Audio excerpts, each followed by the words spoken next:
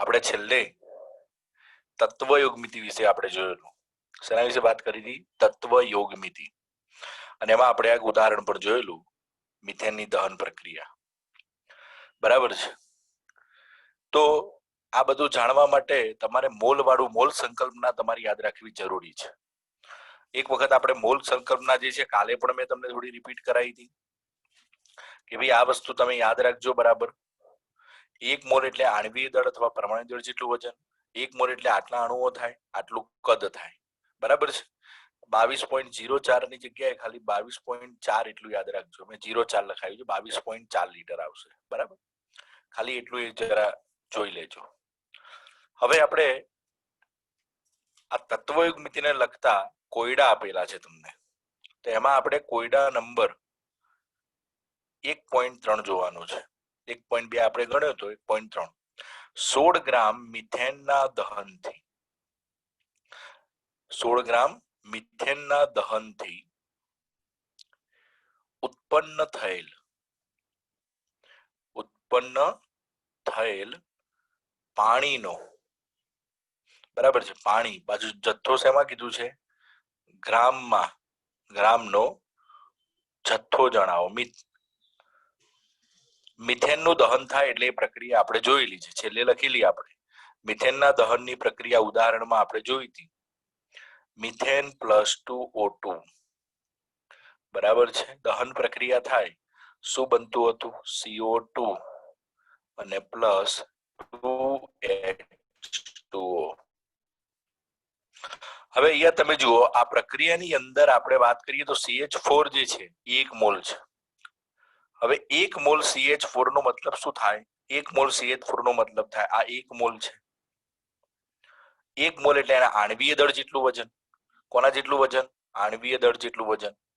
તો આણ્વીય દળ આપણે CH4 નું ગણીએ તો કાર્બન 12 અને આ 4, 12 ને 4 16 ગ્રામ. એટલે કે આ કેટલા ગ્રામ છે? 16 ગ્રામ. બીજું બધું કશું લેતા નથી આપણે, જરૂર છે જ લઈએ. મિથેન લઈએ અને પાણી. ચલો અહીંયા પાણી કેટલા મોલ ઉત્પન્ન થયું છે બાળકો? 2 મોલ. 2 મોલ એટલે તમને ખબર પડે કે 2 × 18 થાય. 1 H2O નું 18 તો 2 મોલ નું કેટલું થાય? 18 દુ 36 ગ્રામ. તો અહીંયા શું કહેવા માંગ્યું છે કે 16 ગ્રામ જો મિથેનનું દહન થાય તો 36 ગ્રામ, બરાબર છે. તો આપણે લખી શકીએ કે સમીકરણ પરથી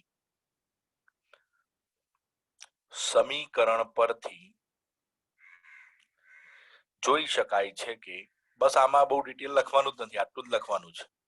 શકાય છે કે 16 ગ્રામ મિથેનના દહનથી 16 ગ્રામ મિથેનના દહનથી 36 ગ્રામ પાણી, બરાબર છે, ઉત્પન્ન થાય છે.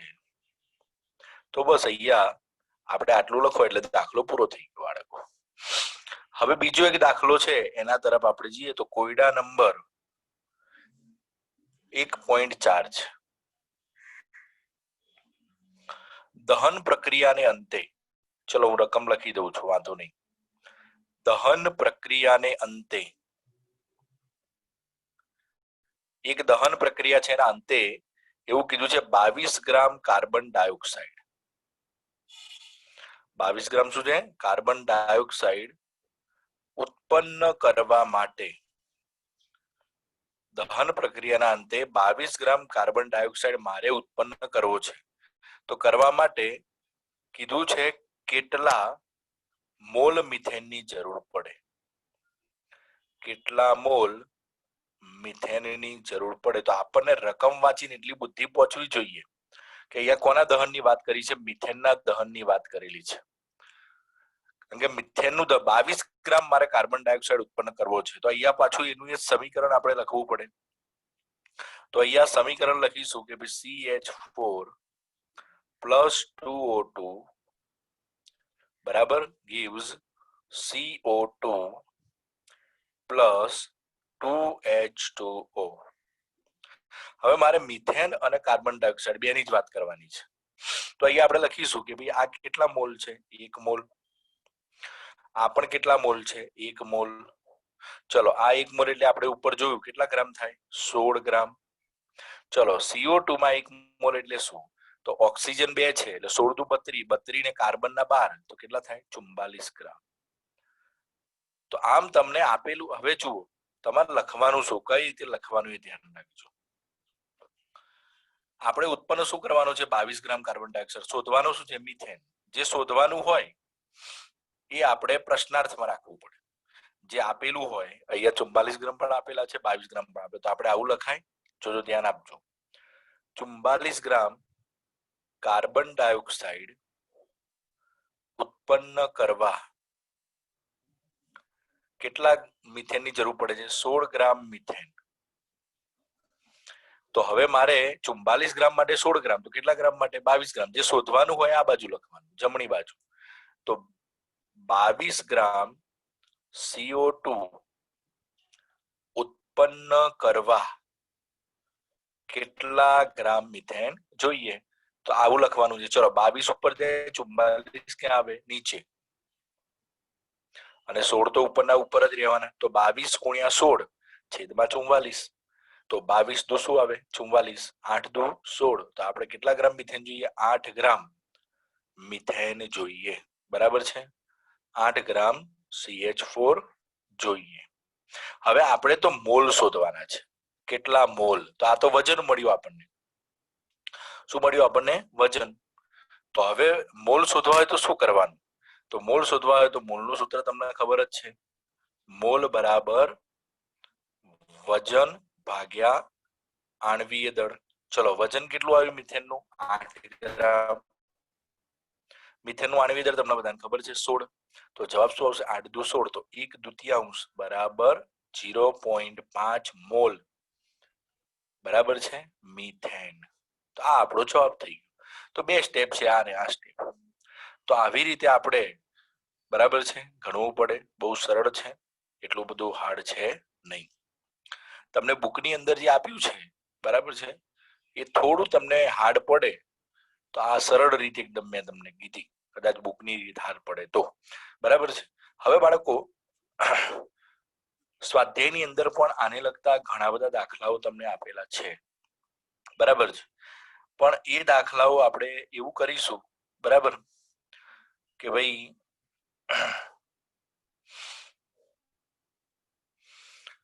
એક સાથે આપણે પછી જોઈ લઈશું જે બાકી છે એ બધા દાખલાઓ. પણ આ યાદ રાખજો કે ભાઈ આવી રીતે આપણે ગણવાનું હોય છે.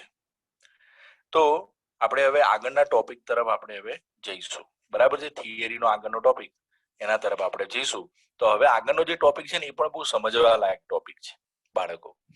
અને હું માનું છું ત્યાં સુધી તત્વયોગમિતિ, એના પછી હવેનો જે ટોપિક છે, હવે જે પણ 2-3 ટોપિકો બાકી છે ને એ ટોપિકો બહુ અગત્યના છે. 12મા ધોરણમાં એ બધું રિપીટ થશે, બરાબર છે. હવે જે ટોપિક શીખવાડું તો સીમિત પ્રક્રિયક, એના લગતો MCQ પૂછાવાના ચાન્સ વધારે હોય છે, બરાબર છે. અને એના પછીના જેટલા ટોપિક છે ને બધા 12માં આવવાના છે, બરાબર છે. એટલે એ ખાસ ધ્યાન રાખજો કે ભાઈ હવે જે ટોપિક ચલાવું છું એ અગત્યનો એટલા માટે છે કે એ સમજવું પડે અને એને લગતો MCQ આવી શકે છે. કદાચ મે બી બીજી તમે જે પરીક્ષાઓની અંદર ગુજકેટમાં જીમાં પણ આવી શકે એવું, બરાબર છે. આ ટોપિક એવો છે કે એ અગત્યનો ટોપિક છે. અને એના પછીનું મેં તમને કીધું કે એના પછીનું બધું જે છે એ 12મા ધોરણમાં આવવાનું જ છે, એ યાદ રાખજો. તો હવે જે ટોપિક છે, ટોપિકનું નામ શું છે? એ ટોપિકનું નામ છે સીમિત પ્રક્રિયક. ટોપિકનું નામ શું છે? સીમિત પ્રક્રિયક. ગુજરાતીમાં સીમિત એટલે શું? સીમિતનો મતલબ થાય છે મર્યાદિત, બરાબર છે. જે મર્યાદિત પ્રમાણમાં હોય એને સીમિત કહેવાય, બરાબર છે. તો આપણે સીમિત પ્રક્રિયક જોવાનું છે. તો ઘણી વખત શું હોય છે કે ભાઈ રાસાયણિક પ્રક્રિયાઓમાં જે પ્રક્રિયકોનો જથ્થો છે, એ પ્રક્રિયકોનો જથ્થો જેટલો હોવો જોઈએ એટલો હોતો નથી, એના કરતા ઓછો હોય. એક વધારે હોય ને એક ઓછો હોય, બરાબર છે.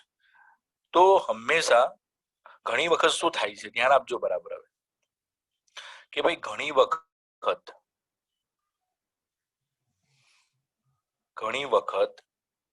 રાસાયણિક પ્રક્રિયા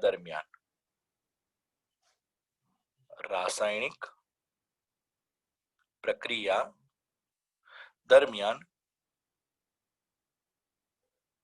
હાજર રહેલા પ્રક્રિયકોનો જથ્થો, હાજર રહેલા પ્રક્રિયકોના જથ્થા સમતોલિત રાસાયણિક પ્રક્રિયા જે હોય, કઈ પ્રક્રિયા? સમતોલિત રાસાયણિક પ્રક્રિયા. પછી સમજાવું છું. સમતોલિત રાસાયણિક પ્રક્રિયાની ગણતરી પ્રમાણેના હોતા નથી. ગણતરી પ્રમાણેના હોતા નથી. આવા સંજોગોમાં શું થાય છે કે ભાઈ એક જણ જે છે એનું પ્રમાણ વધારે હોય જ્યારે બીજાનું પ્રમાણ કેવું હોય? ઓછું હોય છે. તો આખું સમજાવીશ તમને. પહેલા તો શું કીધું છે કે રાસાયણિક પ્રક્રિયા દરમિયાન અહીંયા જુઓ, આ સમતોલિત રાસાયણિક સમીકરણ છે, CH4 + 2O2 CO2 + HO. તો આ સમતોલિત રાસાયણિક પ્રક્રિયાની અંદર પ્રક્રિયકોનો જે જથ્થો છે, આ પ્રક્રિયકો બે છે, CH4 અને 2O2. તો આ પ્રક્રિયકોનો જથ્થો ખરેખર શું હોવું જોઈએ? આ 1 મોલ હોવું જોઈએ, આ 2 મોલ હોવું જ જોઈએ. પણ એની જગ્યાએ આ જથ્થો જે છે એમાં કંઈક ફેરફાર હોય છે. ખરેખર સમતોલિત રાસાયણિક પ્રક્રિયા પ્રમાણે આ 1 મોલ ને આ 2 મોલ હોવો જોઈએ, પણ હોતો નથી. ઘણી વખત વધારે ઓછો હોય છે. બરાબર છે? અહીંયા એવું કહેવા માંગે છે. તો ઘણી વખત રાસાયણિક પ્રક્રિયા દરમિયાન હાજર પ્રક્રિયકોનો જથ્થો જે છે એ સમતોલિત રાસાયણિક પ્રક્રિયાની ગણતરી પ્રમાણેના હોતા નથી. તો જથ્થો જે જોઈએ, હાલ જોયું આપણે 1 મોલ 2 મોલ, એ પ્રમાણે નથી હોતો. બરાબર છે? તો એમાં શું હોય છે? તો હવે જોઈશું કે આવા સંજોગોમાં શું થાય છે કે આવા સંજોગોમાં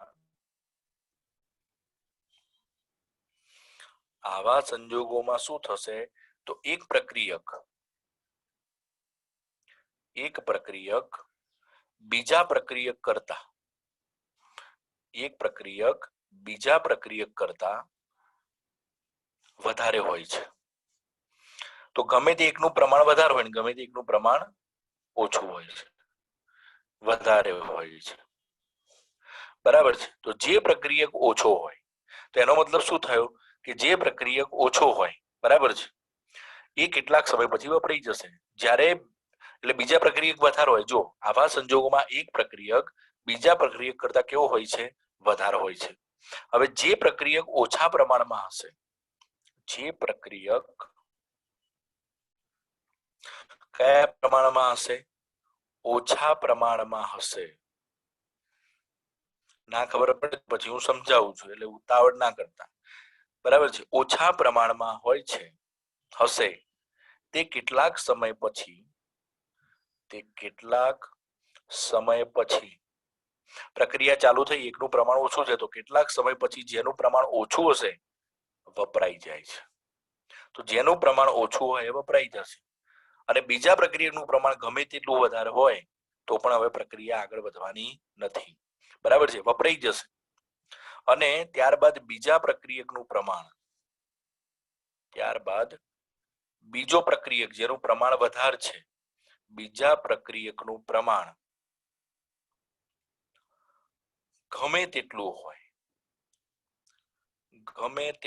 ગમે તેટલો વધારે હોય બીજો પ્રક્રિયક, પણ એક વપરાઈ ગયો તો બીજો એકલો શું કરવાનો છે? બરાબર? ગમે તેટલું હોય તો પણ પ્રક્રિયા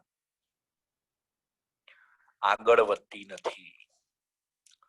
હવે પ્રક્રિયા આગળ વધતી નથી. હવે હું આ સમજાવું છું, સમજો. ધારો કે અહીંયા આ 1 મોલ છે, આ 2 મોલ છે. એનો મતલબ શું થયો કે આના 1 મોલ જોડે આના કેટલા મોલ પ્રક્રિયા કરે? 2 મોલ. હવે વિચારો કે આનો 1 મોલ છે, આના 2 મોલ જોડે પ્રક્રિયા કરે છે. ધ્યાન આપજો બરાબર. હવે ધારો કે ઓક્સિજનના 2 મોલની જગ્યાએ મેં 1 જ મોલ લીધો. આનો 1 મોલ, આનો 1 મોલ. તો મને કહો અહીંયા પહેલા તો કોનું પ્રમાણ ઓછું કહેવાય? ઓક્સિજનનું પ્રમાણ ઓછું કહેવાય. ખરેખર આના 1 મોલ જોડે આના કેટલા મોલ પ્રક્રિયા કરવા જોઈએ? 2. પણ એની જગ્યાએ 1 મોલ. તો હવે આનો 1 મોલ, તો આના કેટલા મોલ જોડે પ્રક્રિયા કરશે? અડધા મોલ જોડે પ્રક્રિયા થશે. કારણ કે આના 1 મોલ તો આના 2 મોલ. હવે આનો 1 જ મોલ છે, તો આના કેટલા મોલ વપરાશે? અડધો મોલ. આનો અડધો મોલ વપરાઈ જશે, આનો 1 મોલ વપરાઈ જશે. એટલે આનું પ્રમાણ ઓછું હતું એટલે આ વપરાઈ ગયું. આના કેટલા મોલ પડી રહેશે? અડધા મોલ પડી રહેશે. પણ આના અડધા મોલ એકલા જ પડી રહેશે, પ્રક્રિયા આગળ થશે નહીં. તો અહીંયા જેના મોલ ઓછા હતા, જે ખરેખર જોઈએ 2 મોલ જોઈએ એની જગ્યાએ 1 જ મોલ હતા, બરાબર છે. તો આ અડધો મોલ, તો એનો મતલબ પછી નીપજો એ ઓછી ઓછી બનવાની. બરાબર છે. આનો 1 મોલ હતો તો આ 1 મોલની જગ્યાએ અડધો મોલ કદાચ બને, આ 2 મોલની જગ્યાએ 1 મોલ બને. તો આમ જે પ્રક્રિયકનું પ્રમાણ ઓછું હોય, બરાબર છે, એ વપરાઈ જશે વહેલો, અને એના કારણે નીપજનું ઉત્પાદન પણ કેવું થઈ જશે, ઓછું થઈ જશે. તો આવા પ્રક્રિયકને સીમિત પ્રક્રિયક કહેવાય, મર્યાદિત પ્રક્રિયક કહેવાય. તો આ તો પૂરતા પ્રમાણમાં હતો, પણ આનું પ્રમાણ ઓછું હતું, તો એને સીમિત પ્રક્રિયક કહેવામાં આવે છે. તો જેટલો જોઈએ એના કરતા ઓછો હોય એ વહેલો વપરાઈ જશે, અને વહેલો વપરાઈ જશે માટે એને સીમિત પ્રક્રિયક કહેવામાં આવે છે. તો આથી જે પ્રક્રિયક, અહીંયા લખું છું હવે છેલ્લો મુદ્દો, આમ જે પ્રક્રિયક વપરાઈ ગયેલ છે, બરાબર છે, જે પ્રક્રિયક વપરાઈ ગયેલ છે તે બનતી નિપજના ઉત્પાદનને શું કરશે, સીમિત કરશે. નિપજના ઉત્પાદનને શું કરી નાખે છે, સીમિત કરે છે.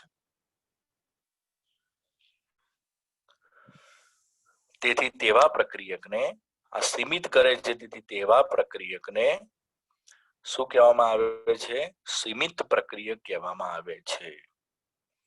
સીમિત પ્રક્રિયક કહે છે. તો આ સીમિત પ્રક્રિયક કોને કહેવાય એ તમને ખબર પડવી જોઈએ. બરાબર છે. હવે આપણે અહીંયા એક તમને પ્રશ્ન આપેલો છે કોયડામાં, એના આધારે આપણે સમજીશું હવે કે કઈ રીતે આ સીમિત પ્રક્રિયક જે છે કામ કરતો હોય છે. બરાબર. તો કોયડા નંબર અહીંયા તમને આપેલો છે 1.5. 50 કિલોગ્રામ નાઇટ્રોજન, ધ્યાન આપજો, 50 કિલોગ્રામ કીધું છે. 50 કિલોગ્રામ નાઇટ્રોજન વાયુ છે અને 10 કિલોગ્રામ H2 છે. 10 કિલોગ્રામ H2 છે ને NH3 મેળવવા, શું મેળવવા માટે, NH3 એમોનિયા મેળવવા માટે મિશ્ર કરવામાં આવ્યા. શું કરવામાં આવ્યા, મિશ્ર કરવામાં આવ્યા. એટલે કે નાઇટ્રોજન ને હાઇડ્રોજન, બરાબર છે, બંનેને ભેગા કરીએ એટલે એમોનિયા મળે, બંનેને ભેગા કરવામાં આવ્યા. તો ઉત્પન્ન થયેલા, તો કેટલો NH3 ઉત્પન્ન થાય એની ગણતરી કરવાની. ઉત્પન્ન થયેલા NH3 ની ગણતરી કરો. તો આપણે ઉત્પન્ન થયેલા NH3 ની ગણતરી કરવાની છે.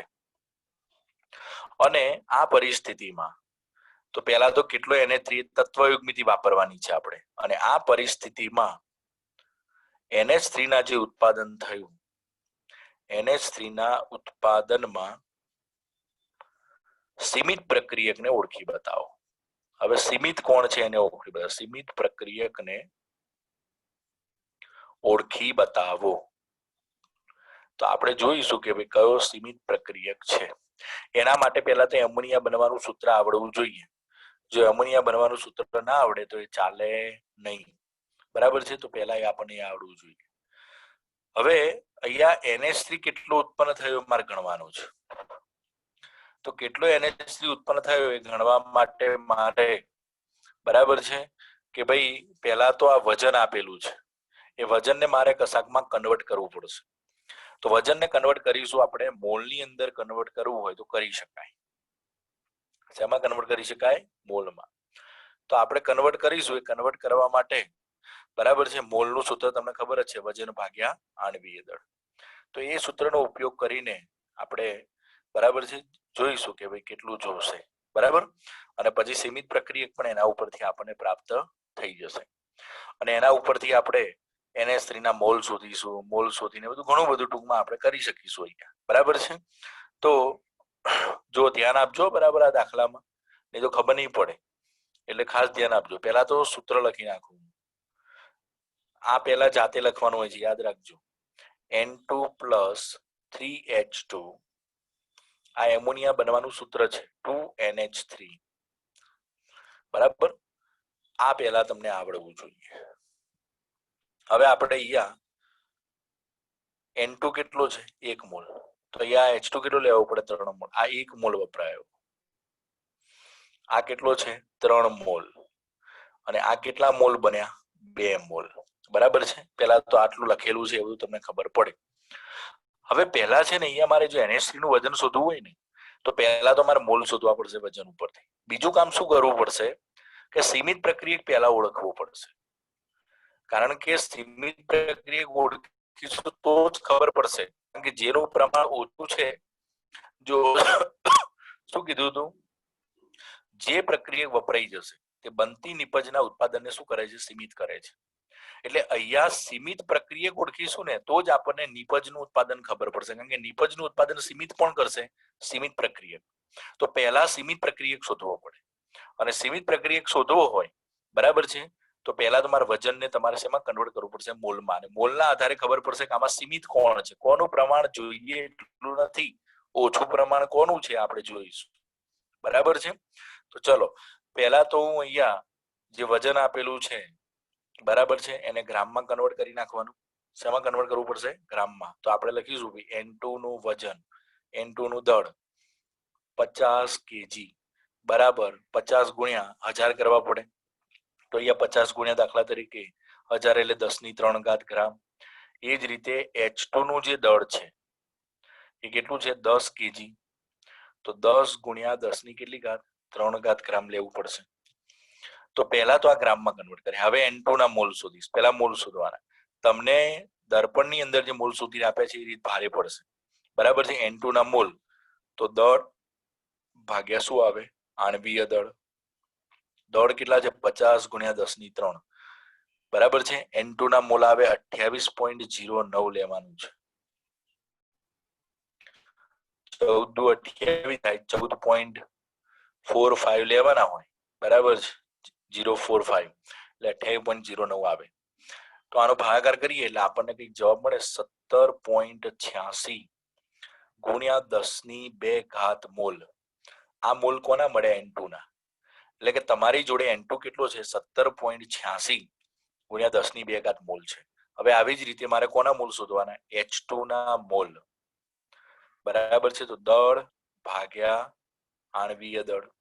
ચલો કેટલું છે? 10 ગુણ્યા 10⁻³ છેદમાં લઈશું 1.008. એની જગ્યાએ H2 છે તો શું આવશે? 2.016 ગ્રામમાં આવશે. આનો જવાબ આવે છે 4.96 ગુણ્યા 10⁻³ મોલ H2 આવ્યો. તો આ બંનેના મોલ મળ્યા. હવે આ મોલ ઉપરથી આપણને ખબર પડશે કે કોણ સીમિત પ્રક્રિયક છે. કઈ રીતે? તો 1 મોલ બરાબર 3 મોલ. જો 1 મોલ N2 જોડે 3 મોલ H2 જોઈએ તો 17.86 10⁻² બરાબર છે મોલ તમારી જોડે હોય તો એના માટે કેટલો હાઇડ્રોજન જોઈએ એ આપણે શોધીશું પહેલા. બરાબર છે? તો અહીંયા હું લખીશ કે ભાઈ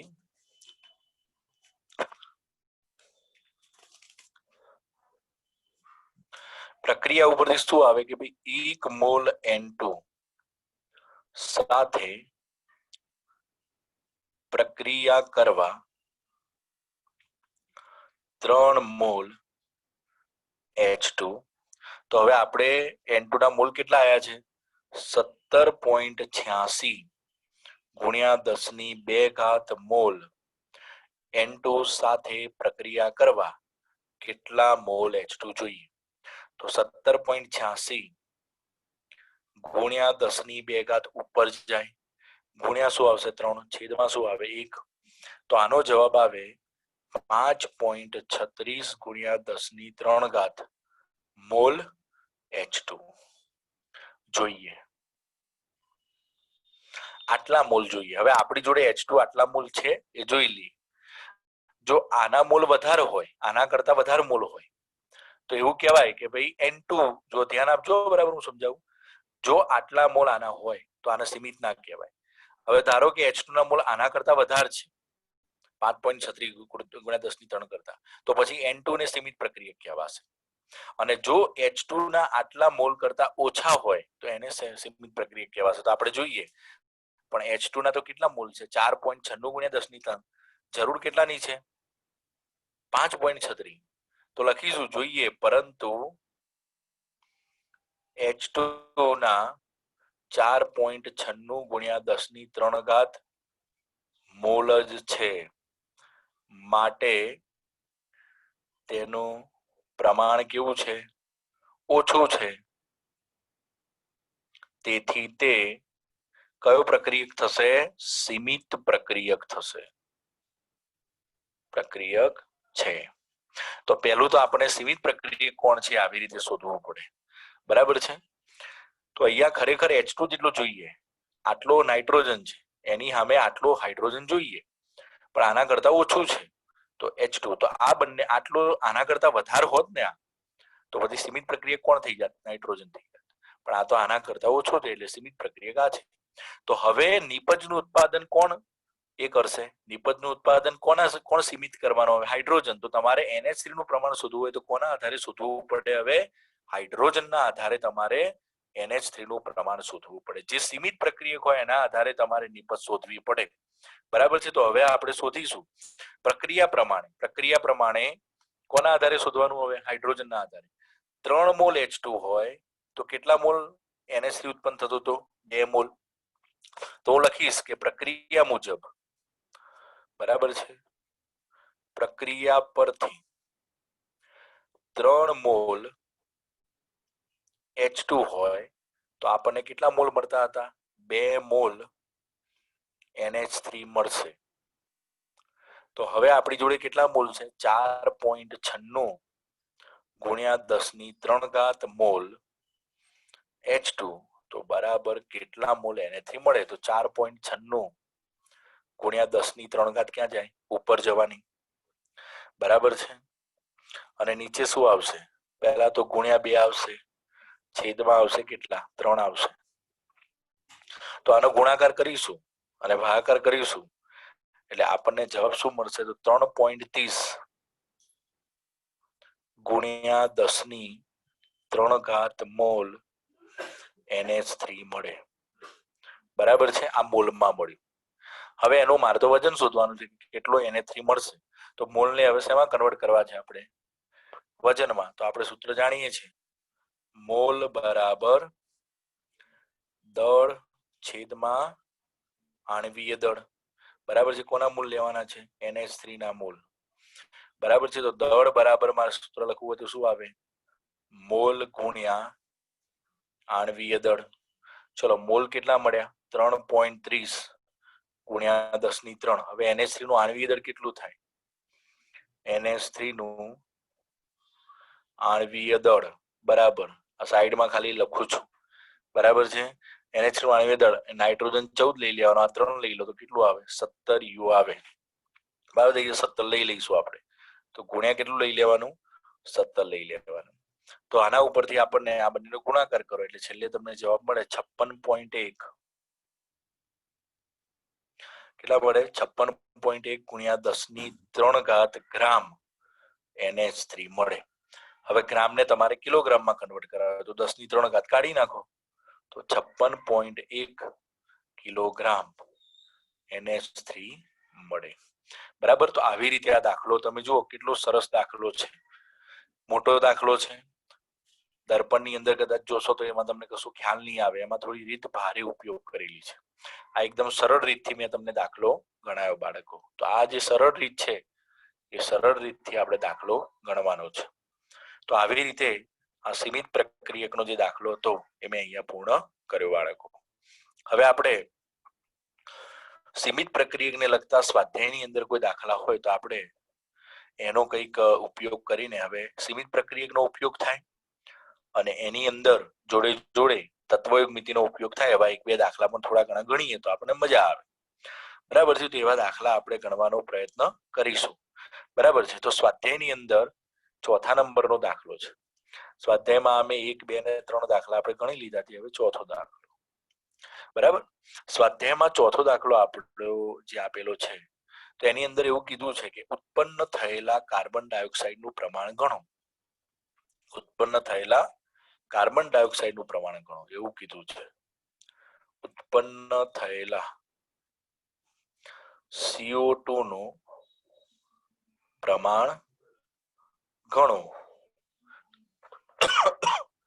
જ્યારે ચલો શું કીધું છે, જ્યારે એમાં પહેલી પરિસ્થિતિ આપેલી છે, 1 મોલ કાર્બનને, ધ્યાન આપજો બરાબર, 1 મોલ કાર્બનને હવામાં બાળવામાં આવે, 1 મોલ કાર્બનને હવામાં બાળવામાં આવે.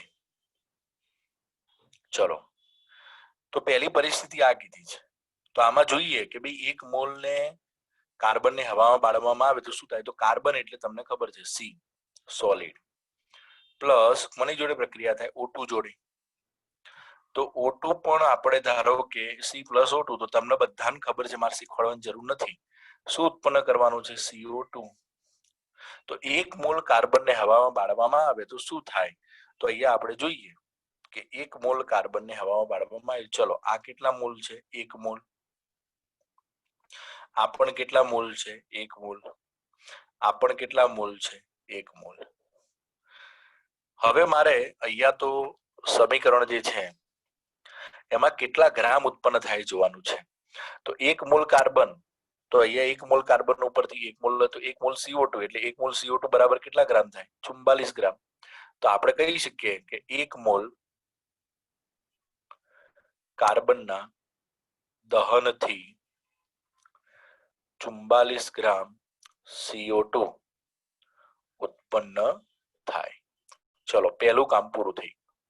ચલો બીજું કામ, 1 મોલ કાર્બનને 1 મોલ કાર્બનને 16 ગ્રામ ડાયોક્સિજનમાં બાળવામાં આવે, 16 ગ્રામ ડાયોક્સિજનમાં બાળવામાં આવે. તો હવે બાળકો અહીંયા તમારે જોવું પડશે, વજન આપ્યું છે આ 1 મોલ છે, આ 16 ગ્રામ છે, તો તમારે અહીંયા જોવું પડશે કે ભાઈ અહીંયા સીમિત પ્રક્રિયકનો ઉપયોગ તમારે કરવો પડશે. બરાબર છે, સીમિત પ્રક્રિયકનો ઉપયોગ કરીશું તો જ આપણને ખબર પડશે. બરાબર, ચલો આપણે જોઈએ સીમિત પ્રક્રિયક કરતા આપણે સીધી રીતે જોઈએ કે કઈ રીતે મળે. C+O2 શું બન્યો, CO2. હવે જુઓ અહીંયા બે જ વસ્તુ આપ્યું છે, 1 મોલ કાર્બન એટલે આ તો કમ્પ્લીટ છે. હવે આ કેટલા છે, 16 ગ્રામ. હવે અહીંયા 1 મોલ છે, આ 1 મોલ છે, અને આ પણ કેટલો બને છે, 1 મોલ. ચલો ઓક્સિજન એટલે O2, O2 એટલે કેટલા ગ્રામ થાય, 1 મોલ O2 એટલે 32 ગ્રામ થશે. બરાબર છે, તો 32 ગ્રામ, તો આ કેટલા ગ્રામ ઉત્પન્ન થયો, 44 ગ્રામ. તો 32 ગ્રામ O2 ના દહનથી 44 ગ્રામ CO2 મળે છે. જો ધ્યાન આપજો બરાબર, 32 ગ્રામ O2 તો 44 ગ્રામ CO2 મળે. બરાબર છે, પણ હવે તમને કેટલા ગ્રામ કીધું છે, 16 ગ્રામ ડાયોક્સિજન. તો અહીંયા લખીશું કે ભાઈ 16 ગ્રામ O2 માંથી કેટલો મળે, કારણ કે 32 તો જોતો તો જ, હવે એનાથી ઓછું પ્રમાણ આવ્યું તો આપણે આ લઈશું. બરાબર છે, તો અહીંયા તો 1 મોલ કમ્પ્લીટ જ છે. બરાબર, તો અહીંયા આપણે શું કરીશું, 16 ગુણ્યા શું આવશે, 44 છેદમાં શું આવશે, 32. તો આપણે આનો ભાગાકાર ગુણાકાર કરીએ એટલે આપણને કેટલા મળે, 16 ગ્રામ માંથી કેટલો મળે, તો 16 દુ 32 અને આ 22, તો લખીશું 22 ગ્રામ CO2 મળે. તો આ બીજું થઈ ગયું. હવે ત્રીજું,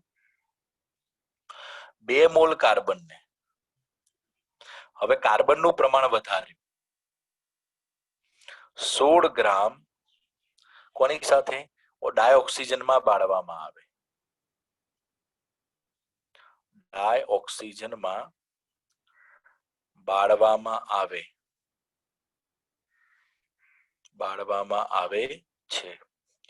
હવે જુઓ બાળકો, અહીંયા તમારે સીમિતનો ઉપયોગ કરવો પડશે, કારણ કે પેલામાં તો કાર્બન 1 મોલ નો 1 મોલ જ હતો, વધારે નતો લીધો, પણ હવે 2 મોલ કાર્બન લીધા છે. તો અહીંયા તમારે પેલા જોવું પડશે.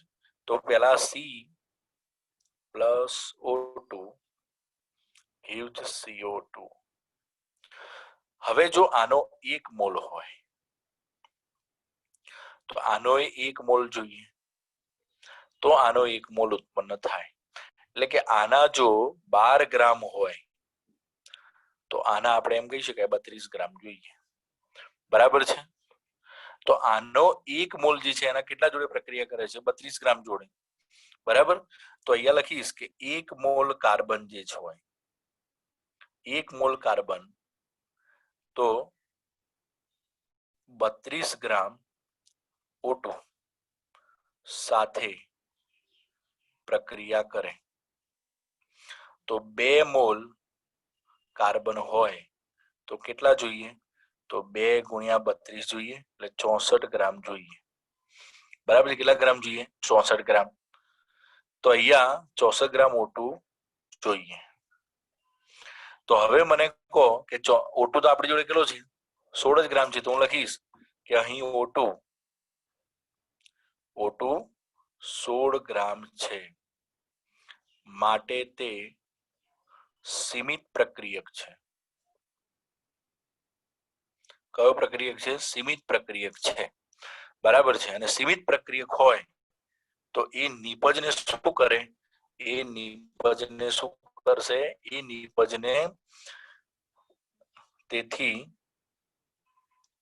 નિપજનું ઉત્પાદન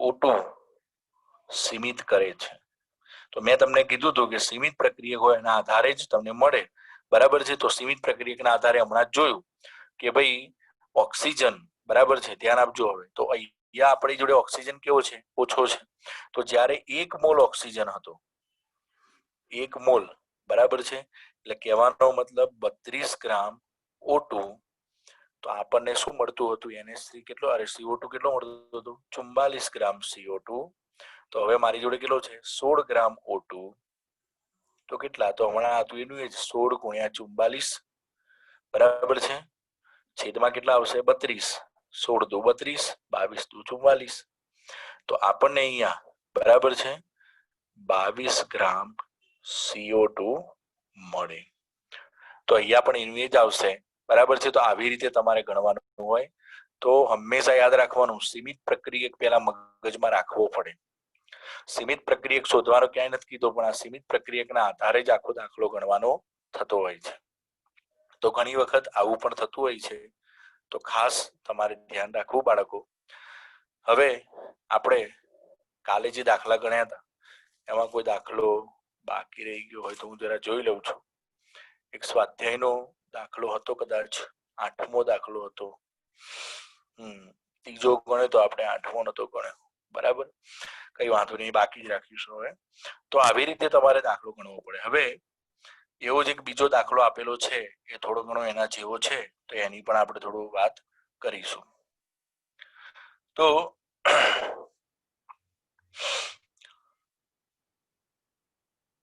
100 ગ્રામ કોપર સલ્ફેટ સ્વાધ્યાયનો 7મા નંબરનો દાખલો છે બહુ સરળ દાખલો છે બરાબર બહુ સહેલો છે એટલો બધો હાર્ડ નથી ઓકે તો દાખલો કંઈક આવો છે બાળકો 100 ગ્રામ કોપર સલ્ફેટમાંથી કેટલું કોપર મેળવી શકાય 100 ગ્રામ કોપર સલ્ફેટમાંથી કેટલું કોપર મેળવી શકાય બરાબર છે તો 100 ગ્રામમાંથી કેટલું કોપર મળે એ જોવાનું છે ચલો Cu નું પરમાણુય દળ આપેલું છે 63.54 U અને બીજું આપ્યું છે CuSO4 નું મોલર દળ પણ આપેલું છે CuSO4 નું આણ્વીય દળ એટલે કે મોલર દળ પણ આપેલું છે 1 મોલ નું દળ આપેલું છે 159.6 ગ્રામ મોલ ઇનવર્સ આટલું આપેલું છે હવે આપણે લખીશું કે ભાઈ CuSO4 હોય તો એમાંથી આપણને Cu મળે બરાબર છે શું મળે Cu મળે અને જોડે જોડે SO4 એ મળે આપણને બરાબર છે આ પ્લસ લઈએ અને આ માઇનસ લઈએ તો જો આપણે એવું વિચારીએ કે આમાંથી મારે Cu અલગ કરવો હોય તો આ CuSO4 ચલો 1 મોલ છે ધ્યાન આપજો તો એમાંથી મને Cu કેટલો મળે છે 1 મોલ મળે છે બરાબર છે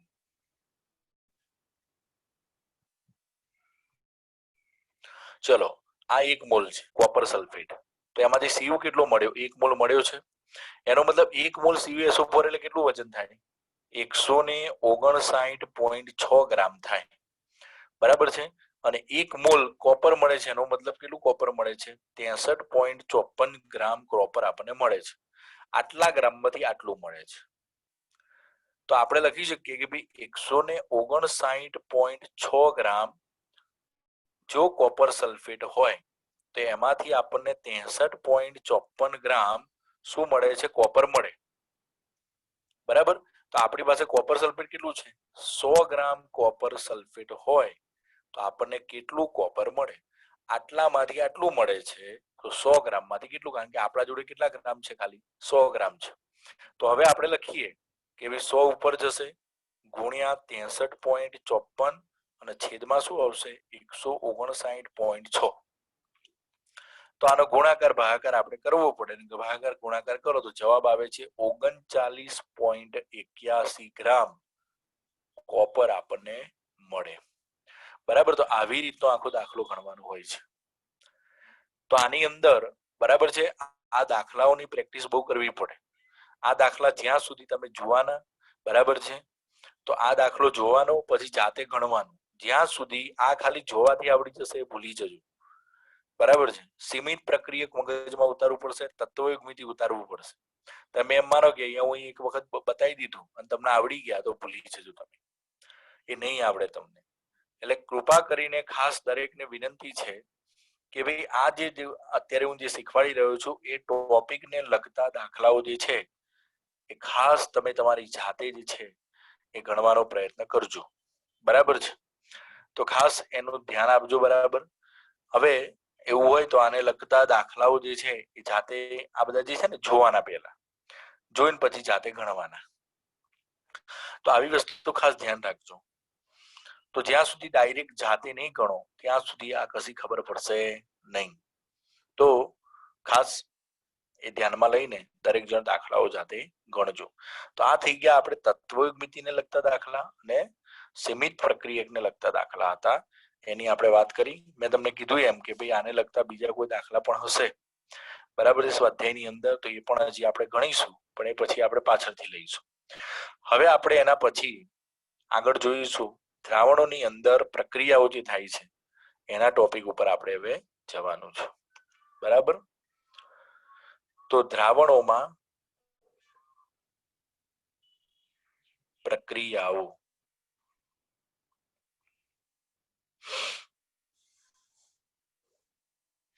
દ્રાવણોમાં પ્રક્રિયાઓ. બીજું બાળકો ખાસ એક બીજી વસ્તુ કહું તમને. હું આજ 7 સુધીમાં દરેક જણ સૂચના બરાબર સાંભળજો. આજ 7 સુધીમાં કાં તો કાલે હું તમને છે ને એક ફોટો પાડીને મોકલાઈ દઈશ. એમાં થોડા દાખલા હશે વધારાના. તો એ વધારાના દાખલા અત્યાર સુધી જે ભણ્યા ને આપણે એને લગતા હશે બધા દાખલાઓ. બરાબર છે. એમાં આવા દાખલા હશે કદાચ, આને અત્યારે શીખવાડે, પછી આગળ પેલા કોષ્ટક વાળા દાખલા મેં શીખવાડ્યા હતા તમને. બરાબર છે. જે કાલે મેં શીખવાડ્યા હતા એની વાત કરું છું. જે આ દાખલા શીખવાડેલા એવા દાખલા. બરાબર છે. અને એવા દાખલાઓ પણ હું મૂકીશ થોડા. બરાબર છે. એટલે આજ સાંજ સુધીમાં કાં તો કાલે તમને મોકલીશ. એટલે મારે બધું કમ્પ્લીટ જોઈએ. બરાબર છે. એ દરેકના ગણેલા જોઈએ. તો એ જે પણ 2, 5, 7, 8, 10 જે થતા હશે એ હું થોડા મોકલી દઈશ. 5 હશે, 10 હશે, જે પણ હશે. તો દરેક જણને હોમવર્કમાં હું આપી દઈશ. બરાબર છે. આ સાંજ સુધીમાં કાં તો કાલ સુધીમાં તમને હું મોકલાઈ દઈશ ફોટો પાડીને. તો દરેકે એ દાખલાઓ ગણવાના છે એ ખાસ ધ્યાન રાખજો. બરાબર છે. આ સૂચના મેં તમને આપી દીધી. હવે દ્રાવણોમાં પ્રક્રિયાઓમાં આપણે ટોપિક જે જોવાનું છે એ જોવાનું છે દ્રાવણની સાંદ્રતા. જોવાનો છે એમાં ટોપિક દ્રાવણની સાંદ્રતા વિશે. બરાબર. કે ભાઈ આ દ્રાવણની સાંદ્રતા એ શું છે? બરાબર. તો દ્રાવણની સાંદ્રતા કોને કહેવાય અને સાંદ્રતાઓ શોધવા માટે અલગ અલગ એકમો આવે છે. હવે આ ભણવાનું છે. હવે તમને કહી દઉં આ બધું 12મા ધોરણમાં આવશે. હવે જે શીખવાડું છે એ બધું જ. ઇવન કે આની વ્યાખ્યા લખું છું એ પણ 12મા ધોરણમાં સેમ ટુ સેમ વ્યાખ્યા આવે છે. એટલે ખાસ ધ્યાન આપજો. તો વ્યાખ્યા શું છે? તો એકમ કદના દ્રાવણમાં, એકમ કદના દ્રાવણમાં અથવા એકમ વજનના દ્રાવકમાં, એકમ વજનના દ્રાવકમાં ઓગળેલા દ્રાવ્યના જથ્થાને, ઓગળેલા દ્રાવ્યના જથ્થાને, ઓગળેલા દ્રાવ્યના જથ્થાને તે દ્રાવણની શું કહેવાય છે? સાંદ્રતા કહે છે. હવે હું સમજાવું છું સરળ શબ્દોમાં. તમારી જોડે પાણી છે બાળકો. અલગ પાણી ભરેલા છે, 100 ગ્રામ પાણી ભરેલા છે, બે એકમ વજનનો દ્રાવક 100 ગ્રામ પાણી ભરેલું છે, એમ વિચારો. હવે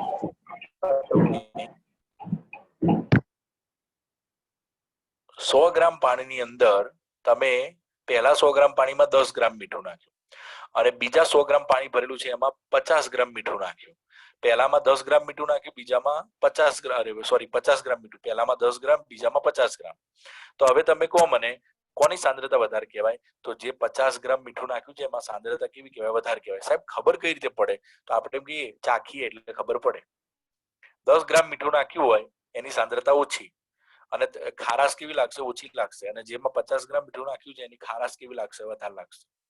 તો તમે ચાખીને નક્કી કરી શકો કે કોની સાંદ્રતા વધારે છે કોની સાંદ્રતા ઓછી છે. પણ આપણે જ્યારે કેમિસ્ટ્રીની અંદર પ્રયોગો કરવાના હોય તો ચાખીને સાંદ્રતા નક્કી ના કરાય. એના માટે ગણતરીઓ કરવી પડે, ચોક્કસ ગણતરીઓ કરવી પડે. તો ચોક્કસ ગણતરી કરવા માટે તમારે કદ અથવા વજન ચોક્કસ લેવું પડે, એમાં કેટલો દ્રાવ્ય ઓગળેલો છે એ જોવું પડે અને એના આધારે ગણતરી કરીને સાંદ્રતા શોધવી પડે. તો આ સાંદ્રતા શોધવા માટે અલગ અલગ એકમો આવે છે અને એ અલગ અલગ એકમો છે એમાંથી આપણે 2-3 એકમો અહીંયા જોવાના છે. તો 2-3 એકમોમાં આપણે અહીંયા કયા કયા એકમો જોઈશું? તો આપણે અહીંયા એકમો તરીકે એક તો દળથી ટકાવારી જોવાની છે, દળ ટકાવારી. બીજી એક જોવાની છે મોલ અંશ, ત્રીજું એક જોવાનું છે મોલારિટી અને ચોથી જોવાની છે મોલાલિટી. આ 4 આપણે જોવાના છે. બાકી બીજા 12માં આ 4 સિવાય બીજા પણ આવશે. તો દ્રાવણની સાંદ્રતા દર્શાવવા માટે તો અહીંયા લખું છું, દ્રાવણની સાંદ્રતા રજૂ કરવા માટે નીચેના એકમોનો ઉપયોગ કરવામાં આવે છે. નીચેની પદ્ધતિઓ વપરાય છે. બરાબર છે. પદ્ધતિઓ કહેવાય અથવા એકમો પણ કહેવાય. શું કહેવાય? એકમ વપરાય છે. તો એમાં આપણે કઈ કઈ એકમો જોવાના છે? એક તો જોવાનું છે દળથી ટકાવારી. શું જોવાની છે?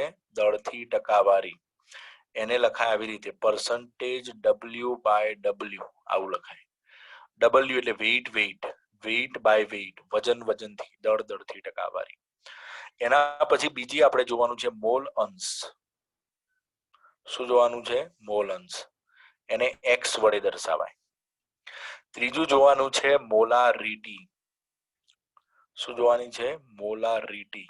એને કેપિટલ M વડે દર્શાવાય. અને છેલ્લે જોવાની છે મોલાલિટી. એને સ્મોલ m વડે દર્શાવાય. તો આપણે આ 4 પદ્ધતિઓ જે છે એ આ 4 પદ્ધતિઓનો ઉપયોગ કરવાનો છે અને આ ચારેય જે છે બરાબર છે એ હવે શીખવાની છે. આપણે પાસે છેલ્લા ટોપિક છે, આ છેલ્લું 4 શીખવાનું બાકી છે આ ચેપ્ટરમાં. તો હવે આ મોલ દળથી ટકાવારી જે છે આપણે એની વાત કરીએ. બરાબર, તો આપણે શરૂઆત કરીશું. ક્યાંથી શરૂ કરીશું? દળથી ટકાવારીથી શરૂઆત કરીશું. દળથી ટકાવારી અથવા વજનથી ટકા પણ કહેવાય એને. તો અહીંયા લખીશ હવે કે ભાઈ ટોપિક કયો જોવાનો છે?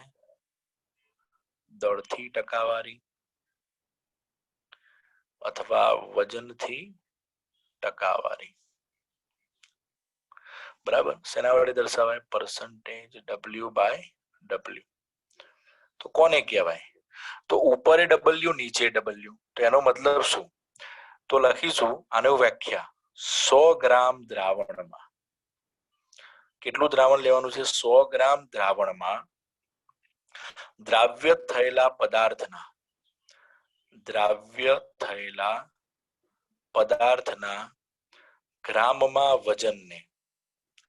ગ્રામમાં વજનને અથવા દળને દળ ટકાવારી કહે છે. શું કહેવામાં આવે છે? દળ ટકાવારી કહે છે. તો આ એની વ્યાખ્યા થઈ.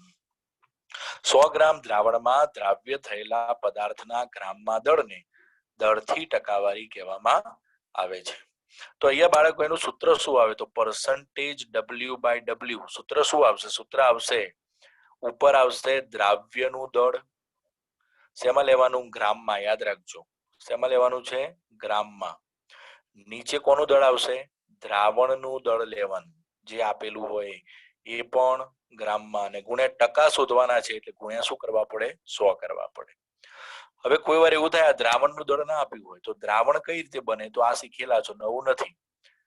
જ્યારે દ્રાવક અને દ્રાવ્ય આ બે ભેગા થાય, પાણી વત્તા મીઠું, પાણી દ્રાવક કહેવાય અને મીઠું દ્રાવ્ય કહેવાય, તો આ બંનેનું દળ જે હોય એનો સરવાળો કરો તો તમને દ્રાવણનું દળ પણ આપણને પ્રાપ્ત થાય. તો ઘણીવાર દ્રાવણનું દળ ના આપ્યું હોય તો શું કરવાનું, દ્રાવકનું દળ અને દ્રાવ્યના દળનો શું કરવાનો, સરવાળો કરવાનો, એટલે તમને આ રીતે દ્રાવણનું દળ બદલાઈ જાય. ખાસ યાદ રાખજો, આમાં ક્યાંય કદ નથી આવતું.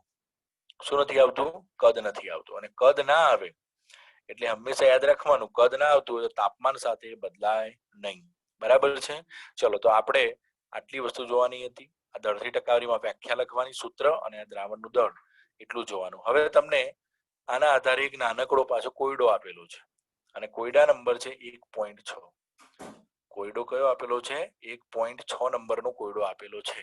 કોયડો શું કહે છે, પદાર્થ એ ના 2 ગ્રામને, પદાર્થ એ ના 2 ગ્રામને, હું લખું છું રકમ પહેલા, પદાર્થ એ ના 2 ગ્રામને 18 ગ્રામ પાણીમાં ઉમેર્યું, 18 ગ્રામ પાણીમાં ઉમેરી દ્રાવણ બનાવવામાં આવ્યું. શું બનાવવામાં આવ્યું, દ્રાવણ બનાવવામાં આવ્યું છે. તો દ્રાવ્યના દળ ટકા ગણો, દળ ટકા ગણો. ચલો, આપણી જોડે દ્રાવણનું દળ નથી, દ્રાવ્યનું ને દ્રાવકનું દળ છે. તો હું લખીશ દ્રાવ્ય કોણ છે, તો જેનું પ્રમાણ ઓછું હોય દ્રાવ્ય, તો પ્રમાણ ઓછું કોનું છે, એનું.